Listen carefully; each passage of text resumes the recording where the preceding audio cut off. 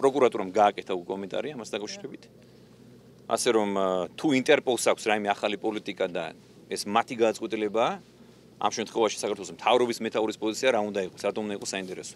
ჩვენმა მთავრობამ რაც გასაკეთებელი იყო, ყველაფერი გააკეთა.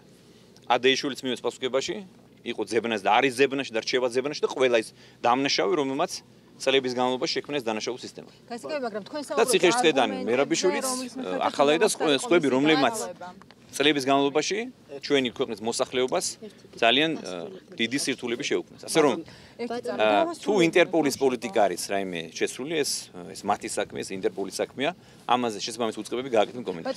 ეს ხომ არ ნიშნავს იმას, რომ თქვენ დიდი ბუდეში დავასრულებთ რა, ძალიან სხვა კითხვაც გვაქვს. ანუ ხო არ ნიშნავს იმას, ხომ არ ნიშნავს იმას, რომ თქვა არგუმენტები, რომელიც იყო ინტერპოლში გადაგზავნილი საქართველოსთან არ იყო თქვა ბოლომდე საკმარისი იმისთვის, რომ ეს ძიება გაგრძელებულიყო. აი ამის კითხვა გვინდოდა თქვენთვის ამაზე პასუხის მოსაწყობად. ეხლა ნახეთ, თქვენს კითხვას უპასუხებ.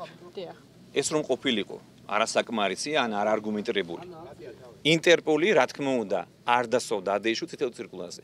მე ხა ძალიან დეტალებში შევდივარ, მე ალბათ ჯობია რომ სპეციალისტებმა გაგცეთ, მაგრამ აბსურდულია თქვენი შეკითხვა, თქვენი არა, მე უკაცრავად მე თქვენ ამ შემთხვევაში არ გიხებთ, მაგრამ შეკითხვა ხომ არ იყო ნაკლებად არგუმენტირებული, რა თქმა უნდა არა. იმიტომ რომ თავის დროზე ინტერპოლმა გაიზიარა ყველაფერი, ყველა ის მასალა, რომელიც გადაუგზავნა პროკურატურამ. ამის საფუძველზე დასვეს წითელი ცირკულაზე.